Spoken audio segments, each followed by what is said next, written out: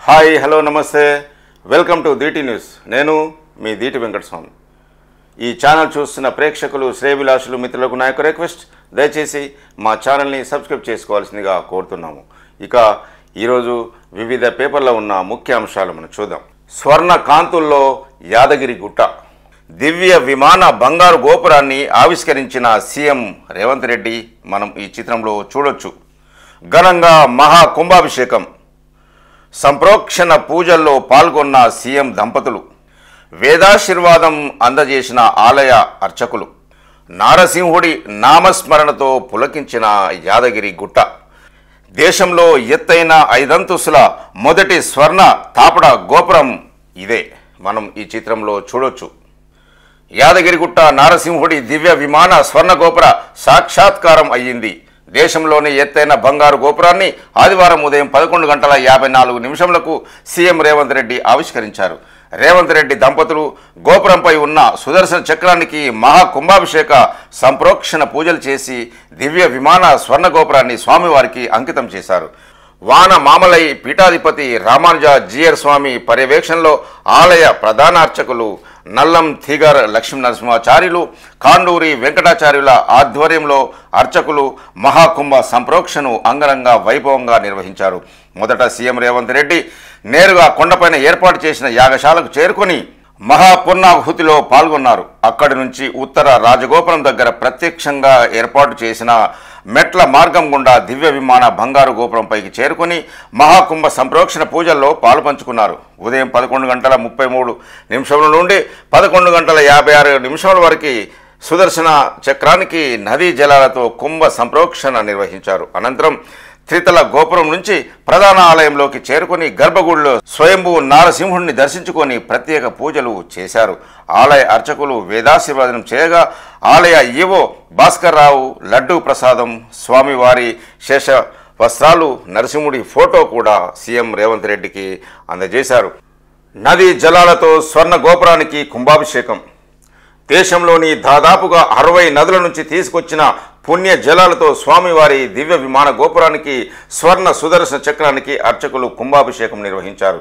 జనవరి 30న ఉప ప్రధాన అర్చకులు మాధవాచార్యుల ఆధ్వర్యంలో ప్రత్యేక అర్చక బృందం నదీ జలాల సేకరణకు బయలుదేరింది.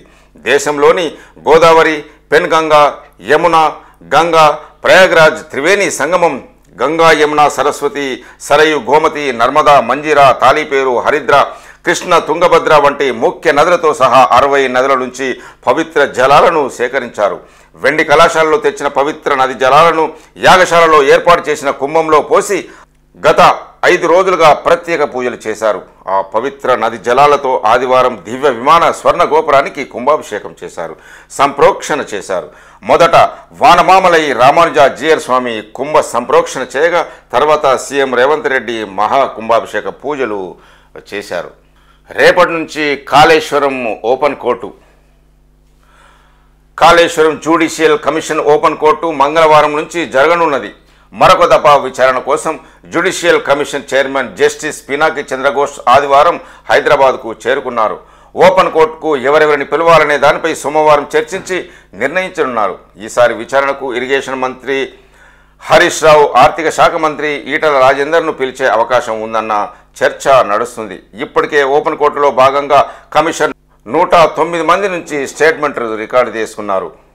వారు చెప్పిన విషయాల ఆధారంగా రిపోర్టును తయారు చేసే పనిలో ఉంది. కావున ఈ నెల 28న కమిషన్ గడువు ముగియనున్నది. ఈ నేపథ్యంలో కమిషన్ గడువును సర్కారు మరొక 2 నెలల పాటు ఏప్రిల్ 30 వరకు ముందస్తుగానే పొడిగించింది. ఈ దఫా ఓపెన్ కోర్టును వారం పాటు నిర్వహించే అవకాశం ఉన్నట్లు తెలుస్తుంది. పాకిస్తాన్ను పడగొట్టి సెమీస్కు చేరిన ఇండియన్ క్రికెట్ టీం, ఛాంపియన్స్ ట్రోఫీలో పాకిస్తాన్పై ఘన విజయం, విరాట్ కోహ్లీ సూపర్ సెంచరీ, రాణించిన శ్రేయస్ గిల్, 6 వికెట్ల తేడాతో ఓడిన పాకిస్తాన్. ఐసీసీ టోర్నీలో ఇండియా మరొకసారి పాకిస్తాన్పై ఆధిపత్యం చూపెట్టింది. చేజింగ్లో విరాట్ కోహ్లీ 100 నాటౌట్, శ్రేయస్ అయ్యార్ 56 దంచి కొట్టడంతో ఛాంపియన్స్ ట్రోఫీలో ఆదివారం జరిగిన 2వ లీగ్ మ్యాచ్లో టీమిండియా 6 వికెట్ల తేడాతో పాకిస్తాన్ను చిత్తు చేసింది. దీంతో ఆడిన 2 మ్యాచ్ల్లో నెగ్గిన రోహిత్ సేన దర్జాగా సెమీస్లోకి అడుగుపెట్టగా టోర్నీ నుంచి పాక్ నిష్క్రమించింది. ముందుగా పాకిస్తాన్ 241 రన్స్కు ఆలౌట్ అయింది. తర్వాత ఇండియా 244/4 వికెట్ల స్కోరు చేసి నెగ్గింది. కోహ్లీ శ్రేయస్కు తోడుగా గిల్ 46 రాణించాడు. కోహ్లీతో 3వ వికెట్కు 114 రన్స్ జత చేసి విజయం దిశగా తీసుకువెళ్లాడు. మార్చి 2న జరిగే ఆఖరి లీగ్ మ్యాచ్లో ఇండియా న్యూజిలాండ్తో తలపడనుంది. ఒక్కరోజు సైంటిస్ట్గా మారండి అంటూ ఒక న్యూస్. నేషనల్ సైన్స్ డే సందర్భంగా వన్డే సైంటిస్ట్గా మారాలని పిల్లలు యువతకు ప్రధాని మోదీ మన్ కీ బాత్లో పిలుపునిచ్చారు. ఆదిలాబాద్కు చెందిన ప్రభుత్వ టీచర్ తులసం కైలాస్ అంతరించిపోయే దశలో ఉన్న కొలామీ భాష పరిరక్షణకు ఏవి టూల్స్తో పాటును కంపోజ్ చేయడాన్ని ప్రధానమంత్రి ప్రశంసించారు.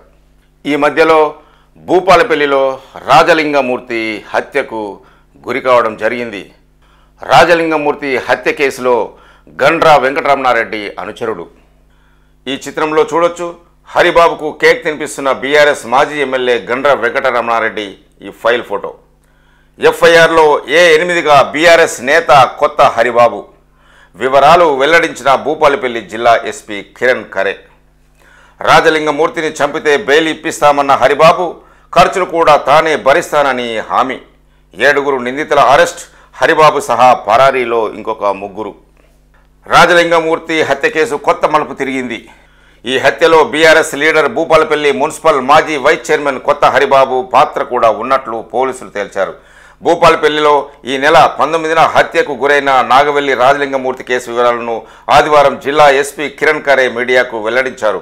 బీఆర్ఎస్ నేత భూపాలపల్లి మాజీ ఎమ్మెల్యే గంట్ర వెంకట రమణారెడ్డి ప్రధాన అనుచరుడైన హరిబాబు పేరును ఎఫ్ఐఆర్లో A8గా నమోదు చేసినట్లు చెప్పారు.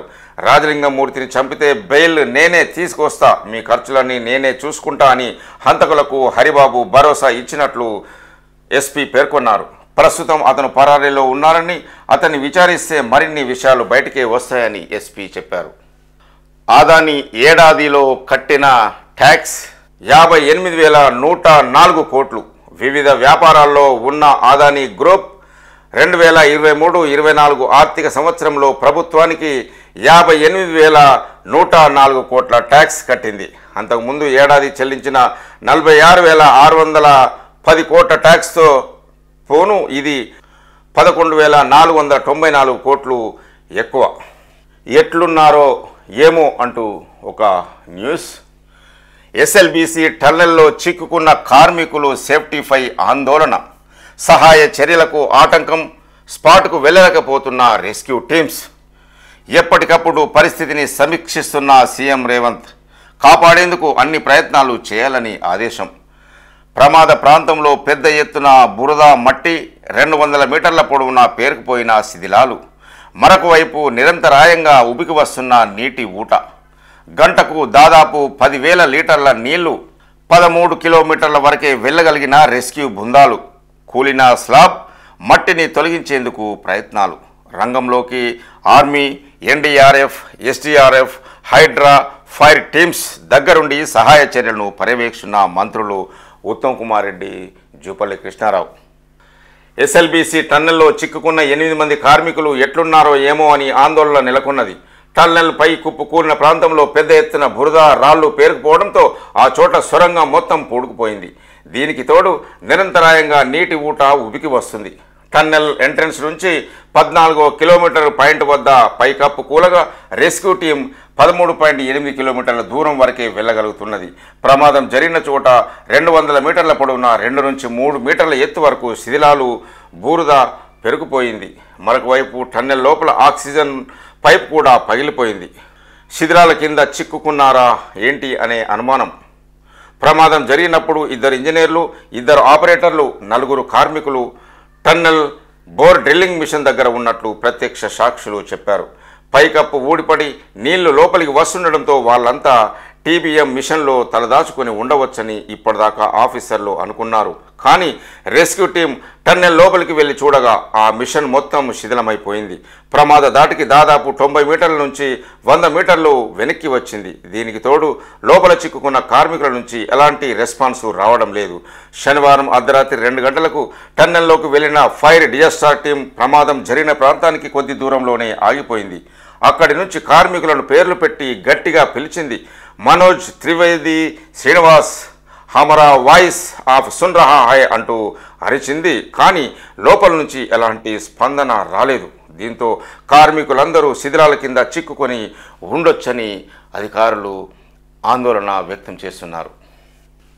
రాష్ట్రం దివాలా తీసే రోజులు వస్తాయి అంటున్న కేంద్ర మంత్రి కిషన్ రెడ్డి. అప్పులతోనే ప్రభుత్వాన్ని నడిపిస్తున్నారు అంటున్న కిషన్ రెడ్డి. గత సర్కారు 8 లక్షల కోట్ల అప్పులు చేసింది. ఈ సర్కారు అదే పద్ధతిలో పోతుంది. అభివృద్ధిపై రేవంత్ సవాల్కు నేను రెడీ. హైదరాబాద్లో బిల్డర్లను కాంగ్రెస్ లీడర్లు బెదిరిస్తున్నారని కిషన్ రెడ్డి ఆరోపణ. కాంగ్రెస్ ప్రభుత్వానికి ఆర్థిక ప్రణాళికలేం లేదని కేంద్ర మంత్రి బీజేపీ రాష్ట్ర అధ్యక్షుడు కిషన్ రెడ్డి విమర్శలు చేశారు. రాష్ట్రం దివాలా తీసే పరిస్థితికి చేరుకున్నదని కిషన్ రెడ్డి అన్నారు. తెలంగాణ వచ్చిన తర్వాత మిగులు బడ్జెట్తో ఉన్న రాష్ట్రంలో కేసీఆర్ 8 లక్షల కోట్ల అప్పులు చేశారని, కాంగ్రెస్ ప్రభుత్వం కూడా అదే ధోరణిలో ముందుకు సాగుతున్నదని మండిపడ్డారు. రోజువారీ కార్యక్రమాలకు కూడా అప్పులు తీసుకువచ్చి ప్రభుత్వాన్ని నడిపిస్తున్నారని కిషన్ రెడ్డి విమర్శలు చేశారు. అమెరికా నుంచి 4వ బ్యాచ్ మరొక 12 మంది ఇండియన్లు వెనక్కి. అమెరికాలో అక్రమంగా నివాసం ఉంటున్న ఇండియన్ల తరలింపు ప్రక్రియ కొనసాగుతున్నది. ఇప్పటికే 3 బ్యాచ్ల్లో అక్రమ వలసదారులను అమెరికా భారత్కు పంపించింది. ఆదివారం 4వ బ్యాచ్ ఇండియాకు చేరింది. ఇందులో మొత్తం 12 మంది ఇండియన్లు ఢిల్లీ ఎయిర్పోర్ట్లో దిగారు. వీరు వయపనామా మీదుగా ఇండియాకు చేరుకున్నారని అధికారులు వెల్లడించారు. 12 మందిలో 4 పంజాబ్లోని అమృత్సర్కు వెళ్లారని తెలిపారు. ఫిబ్రవరి 5న ఫస్ట్ బ్యాచ్లో భాగంగా 104 మంది ఇండియన్ వలసదారులను అమృత్సర్కు తరలించిన సంగతి తెలిసిందే. మరొక వైపు అక్రమ వలసదారుల చేతులు కాళ్లకు అమెరికా సంకెళ్లు వేసి తరలిస్తున్న ఆరోపణలపై కేంద్ర ప్రభుత్వం స్పందించింది. కొత్త ఆవిష్కరణలకు వేదిక బయో ఏషియా.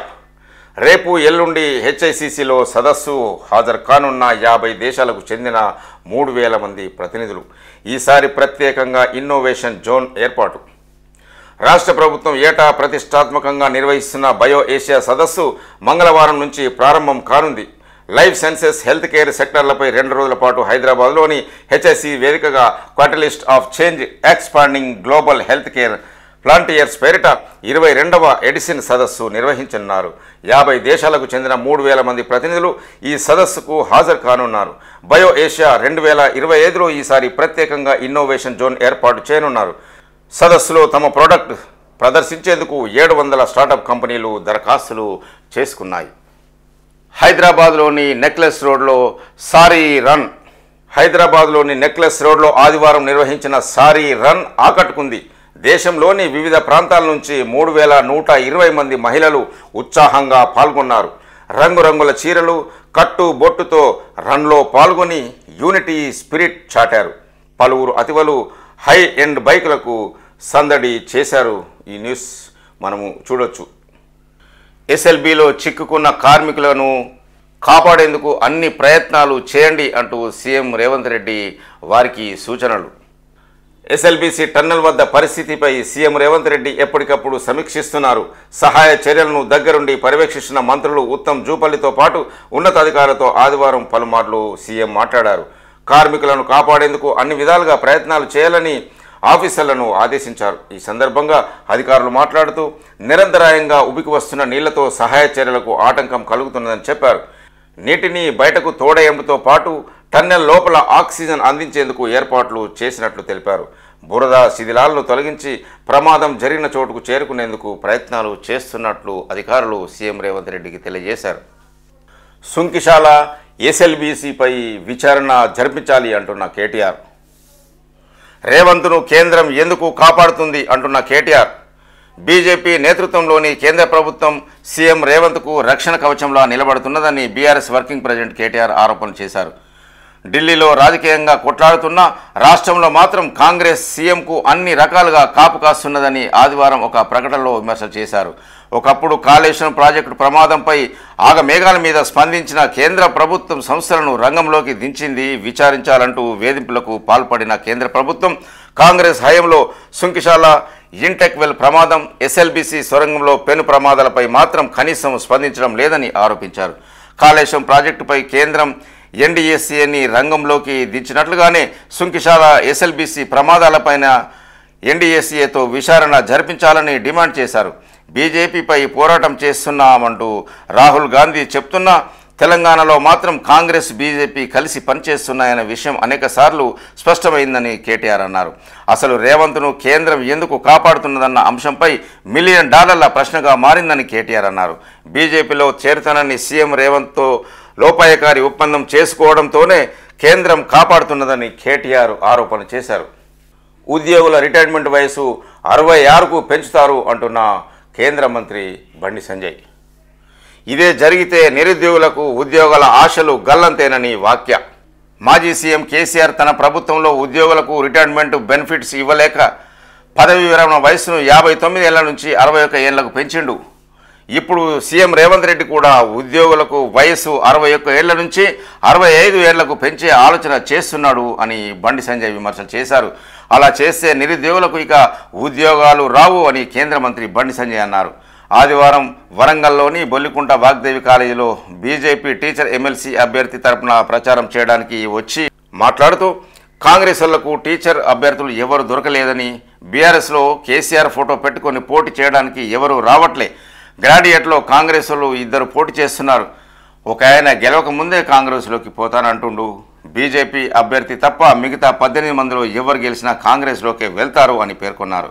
కాగా రైతులు, మహిళలు, నిరుద్యోగుల కోసం బీజేపీ కొట్లాడితే కాంగ్రెస్ వాళ్లకు ఓట్లు వేశారని రేవంత్ రెడ్డి, కోమటిరెడ్డి వెంకటరెడ్డి, బట్టి విక్రమార్క ఎప్పుడైనా ఉద్యమాలు చేశారా, జైలుకు వెళ్లారా అని బండి సంజయ్ అన్నారు. తాను కేంద్ర హోంశాఖ మంత్రిగా ఉన్నప్పటికీ తనపై 109 కేసులు ఉన్నాయన్నారు. ఇవన్నీ తన కుటుంబం కోసం కాకుండా ప్రజల కోసం కొట్లాడినవేనని బండి సంజయ్ అన్నారు. భద్రాద్రి థర్మల్ పవర్ ప్లాంట్ పనుల్లో వేగం పెంచండి అంటున్న డిప్యూటీ సీఎం బట్టి విక్రమార్క. నిర్దిష్ట గడువు పెట్టుకొని పనులు చేయండి అంటున్న deputy CM. Bhadradri thermal power plant pending పనులను వేగంగా పూర్తి చేయాలని జెన్కో అధికారులను డిప్యూటీ సీఎం బట్టి విక్రమార్క ఆదేశించారు. ఆదివారం ప్రజాభవన్లో బీటీపీఎస్ అభివృద్ధి పురోగతి పనులపై అధికారులతో సమీక్షించారు. టీటీపీఎస్ పవర్ ప్లాంట్లో బీహెచ్ఎల్ కంపెనీ అగ్రిమెంట్ ప్రకారం చేయవలసిన ఎలక్ట్రికల్, సివిల్, మెకానికల్ పెండింగ్ పనులను పూర్తి చేసేందుకు గడువు విధించి పనుల్లో వేగం పెంచాలని ఆదేశించారు. అలాగే పవర్ ప్లాంట్ యూనిట్ 1 ఉత్పత్తికి సంబంధించిన కాలిపోయిన జనరేటర్, ట్రాన్స్ఫార్మర్ల మరమ్మతుల గురించి కూడా ఆరా తీశారు. ఈ పనులకు సంబంధించి టెండర్లు పిలిచామని, పనులు పురోగతిలో ఉన్నాయని బట్టికి అధికారులు వెల్లడించారు. రాష్ట్రంలోకి కొత్త లిక్కర్ బ్రాండ్స్. మద్యం బ్రాండ్ల కొత్త విధానానికి ప్రభుత్వం ఆమోదం. విదేశీ, దేశీయ లిక్కర్, బీర్ కంపెనీల నుంచి టీజీబీఎస్ఎల్ దరఖాస్తుల కోసం ఆహ్వానం. రిజిస్టర్ కాని కొత్త సప్లయర్ నుంచి అప్లికేషన్లు. మద్యం బ్రాండ్ల కొత్త విధానానికి రాష్ట్ర ప్రభుత్వం ఆమోదం తెలిపింది. ఈ మేరకు తెలంగాణ బేవరేజెస్ కార్పొరేషన్ లిమిటెడ్ కొత్త కంపెనీల నుంచి దరఖాస్తులు ఆహ్వానించింది. రాష్ట్రంలో రిజిస్టర్ కాని కొత్త సప్లయర్స్ నుంచి దరఖాస్తులు స్వీకరించేందుకు నోటిఫికేషన్ వచ్చింది. కొత్త కంపెనీల నుంచి వచ్చిన దరఖాస్తులను 10 రోజుల పాటు ఆన్లైన్లో పెట్టాలని టీజీబీసీఎల్ నిర్ణయం తీసుకుంది. దరఖాస్తుల అభ్యంతరాలపై విచారణ జరిపి అనంతరం అనుమతులపై నిర్ణయం తీసుకోనుంది. టీజీబీసీఎల్లో నమోదయ్యి సరఫరా చేస్తున్న సప్లయర్స్ మాత్రం ప్రస్తుతం ఉన్న పద్ధతిలోనే కొత్త బ్రాండ్లకు దరఖాస్తు చేసుకోవచ్చని వెల్లడించింది. నీరా కేఫ్ను ఎత్తివేస్తే ఊరుకునేది లేదు అంటున్న మాజీ మంత్రి శ్రీనివాస్ గౌడ్. నెక్లెస్ రోడ్లోని మాజీ మంత్రి శ్రీనివాస్ గౌడ్ నిరసన. గౌడ సంఘాల నాయకులతో కలిసి నిరసన తెలుపుతున్న మాజీ మంత్రి శ్రీనివాస్ గౌడ్. గౌడ కులస్తులు ఆత్మగౌరవంతో పాటు ఆర్థికంగా అభివృద్ధి చెందడానికి బీఆర్ఎస్ ప్రభుత్వం అప్పట్లో 20 కోట్లతో నీరా కేఫ్ను ఏర్పాటు చేసిందని మాజీ మంత్రి శ్రీనివాస్ గౌడ్ అన్నారు. అయితే కాంగ్రెస్ ప్రభుత్వం నీరా కేఫ్ను ఎత్తివేయాలని చూస్తుందని, అదే జరిగితే చూస్తూ ఊరుకోబోమని హెచ్చరించారు. నీరా కేఫ్ను ఎత్తివేయాలని ప్రభుత్వం తీసుకుంటున్న నిర్ణయాన్ని వ్యతిరేకిస్తూ గౌడ కల్లిగీత సంఘాల ఆధ్వర్యంలో ఆదివారం నెక్లెస్ రోడ్లోని నీరా కేఫ్ వద్ద నిరసన చేపట్టారు. దీనికి శ్రీనివాస్ గౌడ్ హాజరై మాట్లాడుతూ నీరా కేఫ్ను తొలగించడానికి కాంగ్రెస్ ప్రభుత్వం కుట్రలు చేస్తున్నదని ఆరోపించారు. ఇప్పటికే ఇక్కడ ఏర్పాటు చేసిన చేతి వృత్తుల ఆకృతులను తొలగించారని మండిపడ్డారు. ప్రైవేట్ వ్యక్తులకు దీనిని దారాదత్తం చేసి నీరా అమ్మకాలు జరపకుండా చూస్తున్నారని ఆగ్రహం వ్యక్తం చేశారు. వెంటనే ప్రభుత్వం ఈ నిర్ణయాన్ని ఉపసంహరించుకోవాలని, లేని పక్షంలో చలో హైదరాబాద్కు పిలుపునిస్తామని హెచ్చరించారు. రిజర్వేషన్ల అంశంపై రాష్ట్రాలకే అధికారం, కుల గణనలో తప్పుడు లెక్కలు చూపించారు అంటున్న ఆర్ కృష్ణయ్య. రిజర్వేషన్ల అంశంపై రాష్ట్రాలకే అధికారం ఉందని, స్థానిక సంస్థల ఎన్నికల్లో రిజర్వేషన్లు వారే నిర్ణయించవచ్చునని బీజేపీ ఎంపీ ఆర్ కృష్ణయ్య తెలిపారు. కానీ కాంగ్రెస్ మాత్రం కేంద్రానికి లేఖ రాస్తామంటూ సెంట్రల్ గవర్నమెంట్పై బురద జల్లే ప్రయత్నం చేయడం మాత్రం సరికాదు అన్నారు. రాజ్యసభ సభ్యుడిగా ఎన్నికైన తర్వాత ఆదివారం తొలిసారిగా ఆయన బీజేపీ స్టేట్ ఆఫీస్కు వచ్చారు. ఈ సందర్భంగా ఆ పార్టీ రాష్ట్ర కార్యదర్శి ప్రకాష్ రెడ్డి ఆయన్ను సత్కరించారు. అనంతరం ఆర్ కృష్ణయ్య మీడియాతో మాట్లాడుతూ ఆర్ఎస్ఎస్ బీజేపీలో తన పుట్టుక జరిగిందని తెలిపారు. ఎంతోమంది సీనియర్లతో కలిసి వెంకయ్య నాయుడు ఎన్నో పోరాటాలు చేశారని చెప్పారు. ప్రధాని మోదీ పక్కా బీసీ అని, ఆయన ఎంతో అంకిత భావంతో పనిచేస్తున్నారని పేర్కొన్నారు. బీజేపీ పూర్తిగా బీసీల పార్టీగా ప్రస్తుతం మారిందని వివరించారు. ఎమ్మెల్సీ ఎన్నికల్లో బీజేపీ అభ్యర్థులను గెలిపించాలని ఆర్ కృష్ణయ్య కోరారు. ప్రలోభాలకు లొంగకుండా ఓట్లు వేయాలన్నారు. బీసీ కులగణను కాంగ్రెస్ సమర్థించుకుంటుందని వెల్లడించారు.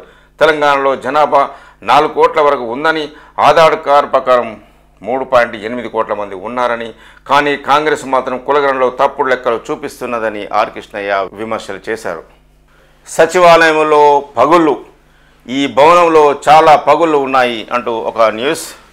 బయటకు అందంగా కనిపించేందుకు నట్లు, బోర్డులతో రైలింగ్కు ఏర్పాటు, వాటి ద్వారా వర్షపు నీరు చేరి తుప్పుపట్టి ఊడిపడిన బిఎఫ్ఆర్సి ఫ్రేమ్స్. భవనం లోపల పిల్లల ఫ్రేమ్లకు పగుళ్ళు, ప్రభుత్వానికి విచారణ కమిటీ నివేదిక ఈ చిత్రంలో చూడొచ్చు. రాష్ట్ర సచివాలయ నూతన భవనంలోకి చాలా చోట్ల పగుళ్ళు వచ్చినట్లు తెలుస్తుంది. డిజైన్ కోసం నిర్మించిన పిల్లలకు అమర్చిన ఫ్రేమ్లతో పాటు కొన్ని గోడల్లోనూ ఈ పగుళ్ళు వచ్చినట్లు సమాచారం. ఇటీవల సచివాలయం రైలింగ్ పెచ్చులు ఊడిపడిన ఘటనపై విచారణ జరిపిన కమిటీ ఈ విషయాన్ని ప్రభుత్వానికి నివేదించినట్లు తెలుస్తుంది. సచివాలయంలో చాలా చోట్ల పగులు ఉన్నాయి. కొన్ని పిల్లలకు అమర్చిన మోడల్ ఫ్రేమ్లకు కూడా పగుళ్ళు వచ్చాయి. బయటకి అందంగా కనిపించే అంతస్తుల వారీగా ఏర్పాటు చేసిన రైలింగ్లకు లోపల వైపు నట్లు, బోట్లను అమర్చారు. 5వ అంతస్తు నుంచి ఊడిపడిన బిఎఫ్ఆర్సి ఫ్రేమ్ లోపల వైపు కూడా నట్లు, బోట్లతో ఉన్నట్లు తెలుస్తుంది. ఇప్పటివరకు వివిధ పేపర్లో ఉన్న ముఖ్యాంశాలు మనం చూసాం. ఈ ఛానల్ చూస్తున్న ప్రేక్షకులు, శ్రేయభిలాషులు, మిత్రులకు నా యొక్క రిక్వెస్ట్, దయచేసి మా ఛానల్ని సబ్స్క్రైబ్ చేసుకోవాల్సిందిగా కోరుతున్నాము. చూస్తూనే ఉండండి దీటి న్యూస్. నేను మీ దీటి వెంకటస్వామి.